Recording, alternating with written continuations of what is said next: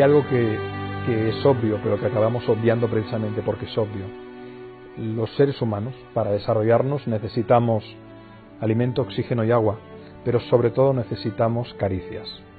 Steiner desarrolló una teoría muy interesante, la teoría de la economía de caricias, que viene a decir que fundamentalmente los humanos, para desarrollarnos, necesitamos la caricia externa.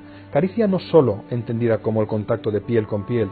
Una caricia es una mirada, es un gesto amable, es un mensaje, es una mano en el hombro, es una sonrisa, es un feedback, es una crítica constructiva.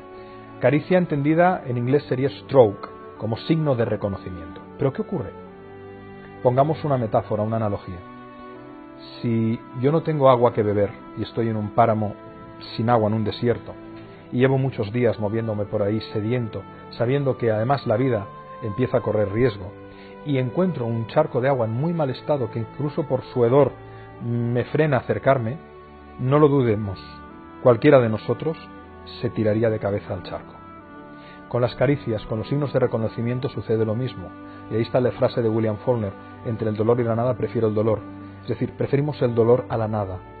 Por lo tanto, cuando un ser humano no sabe cómo obtener caricias positivas, hace lo posible para obtener caricias negativas, antes que no tener ningún tipo de feedback, de reconocimiento o de atención. Esto es importante, esencialmente en la dinámica de grupos, en los equipos de trabajo, en la realización personal, porque muchas de las disfunciones que observamos en las relaciones interpersonales no se generan de manera consciente. Se generan obedeciendo a este principio. Cometo un error inconscientemente para llamar tu atención, porque ya que tú no me reconoces positivamente, amablemente, lo que hago es provocarte.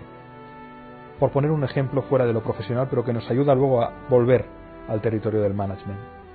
El adolescente que se rebela lo hace normalmente para tener la atención de ese padre ausente, por motivos profesionales, porque tiene que pagar la hipoteca o porque está cansado, ese padre o esa madre. Pégame antes que ignorarme.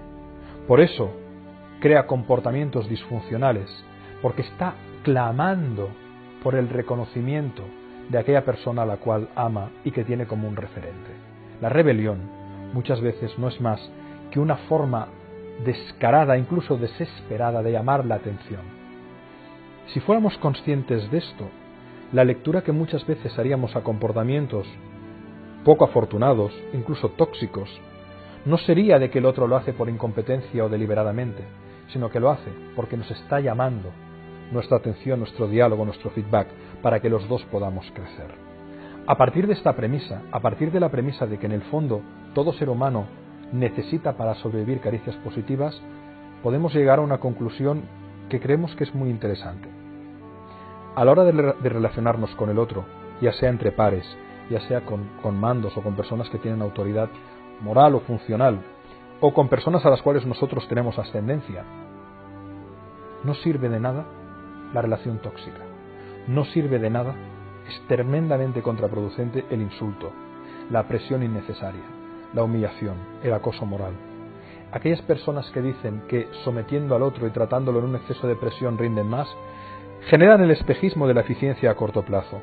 Están probablemente poniendo un combustible de alto octanaje a un motor que a largo plazo no lo va a soportar.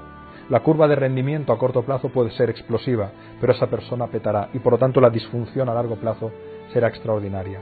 Es mucho más inteligente buscar la aproximación basada en el que si tú estás bien, yo estoy bien. Oscar Wilde decía que el egoísmo verdaderamente inteligente consiste en procurar que los demás estén muy bien para poder tú estar algo mejor. Se trata de cuidar, se trata de respetar, se trata de dar alas. Si tú a tu hijo, antes de comenzar un partido de fútbol, le dices te vas a caer porque eres un inútil, ese niño se va a caer. ¿Pero por qué lo hace? Porque te ama. Porque cumple la profecía. Ahí está el efecto Pigmalión en negativo. Pero si tú a ese mismo hijo le dices cariño, disfruta, corre, vuela, tienes alas en los pies y si te caes yo estaré por ti, esa persona seguramente jugará mucho mejor que lo haría si no le dijeras nada. Eso nos lleva al paradigma lógrano, que es cooperar en lugar de competir. La competencia es necesaria para nuestra propia excelencia. Competir con nosotros mismos. El objeto de competencia soy yo. Yo tengo que superar mis umbrales de máxima incompetencia. Pero si te comparas siempre pierdes. En realidad lo importante muchas veces no es solo ser el mejor, sino ser distinto. La comparación nos tiene que servir para dotarnos de excelencia, pero no para destruir al otro. Y sobre todo, los equipos son fuertes, crecen cuando no hay narcisismos, cuando no hay vanidades, cuando no hay luchas codo con codo en la costilla del otro, sino codo con codo para hacer piña que nos permita superar la adversidad, el reto, la crisis. Si yo soy confiable para ti y tú eres confiable para mí, nos comprometeremos. Y de ese compromiso invariablemente nace la calidad. No puede haber calidad sin compromiso, pero no puede haber compromiso sin confianza. Eso sí, la confianza, y esa es otra de las tesis de Logra, no admite grados. Es binaria, o confiamos o no confiamos.